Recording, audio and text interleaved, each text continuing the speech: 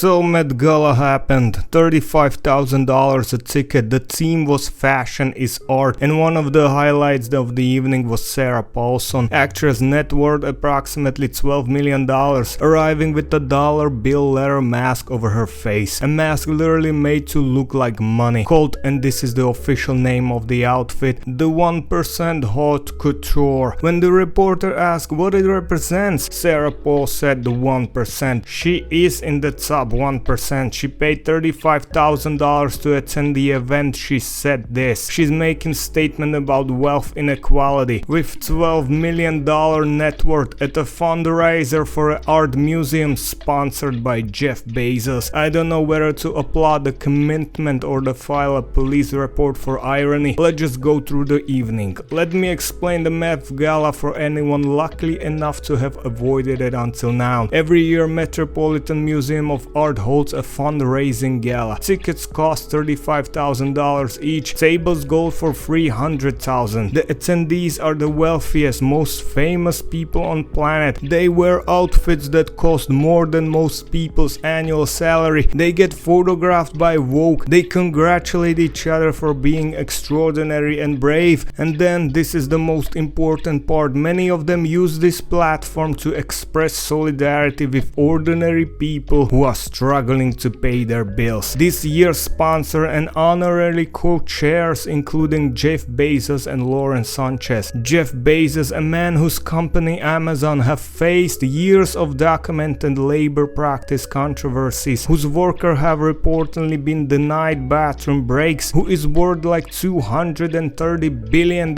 He's co-chaired the fundraiser. Several celebrities publicly objected to his involvement. Several of those same celebrities attended anyway, because $35,000 is apparently not enough to buy a principal, but it is enough to buy a table. Back to Sarah Paulson, because she deserves her own section. She arrived at the event at the cost $35,000 to attend, wearing a custom dollar bill letter mask from a designer called, and I'm not making this up, Matière Fécalis, which translates from French as a fecal matter. She wore a fecal matter dollar bill mask to make a statement about the top 1% while being worth $12 million. I hate you. Where are we going to dinner after this? Now I want to be genuinely generous here. The intention was presumably to critique wealth inequality using the symbolism of money as a blindfold. Literally the top 1% blinded by their own greed. That's a coherent artistic statement in theory. The problem is the execution, because the most effective way to critique the top 1% is probably not to pay $35,000 to attend their annual party while wearing a fecal matter dollar bill mask and then have Vogue photograph you doing it. At some point the critique becomes the thing it's critiquing. Sarah Paulson walked through that door the moment she paid the ticket price. When the BBC reporter asked that look represented, she said the top 1%. No elaboration, which is either profound minimalism or a woman who realized halfway through the interview that she was standing in a glass house with a very expensive rock. I'll let you decide which one it is. Then there's Dwayne Johnson, The Rock, first time at the Met Gala, wore a plaited skirt over trousers, explained it beautifully. The Polynesian culture lava-lavas and skirts are worn by the most masculine men. That's genuine, that's true, that's a real cultural tradition, and I have absolutely no problem with him wearing it or explaining it. If anyone can wear a skirt and look like they could still flip a car, it's Dwayne Johnson, fair enough. What his stylist said, however, was that working with him involved, quote, subverting expectation of a man of his build can wear, which is interesting framing because it implies that that primary goal wasn't the cultural celebration, it was subverting expectation. Dwayne Johnson as a vehicle for fashion commentary, the most famous action star in the world, repurposed as a statement about masculinity and clothing, while wearing a $3.3 million watch with several 114 diamonds, weighing over 129 carats, $3.3 million on his wrist, at the event where Sarah Paulson was making a statement about wealth inequality. Nobody in that building noticed the irony, or if they did, they were very carefully not saying it out loud. Blake Lively arrived on the red carpet hours after settling her explosive legal battle with Justin Baldoni. Hours, the ink was barely dry on the settlement documents, and she was already on the steps of the Met in a custom gown being photographed by Vogue, which respects for the commitment to the schedule if nothing else. Bad Bunny aged himself 53 years into the future using prosthetics, grey hair and cane, which is either a fascinating meditation on mortality or a man who ran out of the ideas and just called a makeup artist. Katy Perry hid her entire face behind a chrome mask, which at least had the advantage of not requiring any expression. Rachel Zegler wore a gauze blindfold inspired by the execution of Lady Jane Grey. Is she on coke or what is happening here? Madonna arrived with assistants wearing sheer blindfolds as a human sails for the St. Laurent pirate ship Assemble, which raises the questions about assistants. Were they paid? Were they volunteers? Did anyone ask them? And the theme fashion is art, produced exactly what you would expect. Looks that ranged from genuinely stunning to deeply confused to things that would get you removed from Tesco. All photographed lovingly, all described as brave, all celebrated by the same group of people who are calling themselves for being extraordinary, which they do every year at the $35,000 a ticket. Sponsored this year by the man whose warehouse workers weren't allowed bathroom breaks, but the outfits were stunning. So look, the Met Gala is not trying to be something it isn't. It's always been exactly what it is, a very expensive party for very famous rich people who use fashion as a self-expression and call it art. There's nothing wrong with that in principle. Rich people having parties is not a crime. Fashion as art is a legitimate concept. Vogue photographing it is their entire business model. The problem is when the people at the $35,000 party start using it as a platform to demonstrate their solidarity with the people who couldn't afford to attend because they live paycheck to paycheck. When the woman in the fecal matter dollar bill mask tells a BBC reporter she's making a statement about the top 1% while being in the top 1% at the top 1% annual party sponsored by the top 1 of the top 1% richest men on the earth, statement doesn't land the way she intended. It lands the other way as a perfect illustration of exactly what she's supposedly critiquing. The Met Gala 2026, when the rich gathered to discuss wealth inequality, where Jeff Bezos sponsored a critique of Jeff Bezos, where a $3.3 million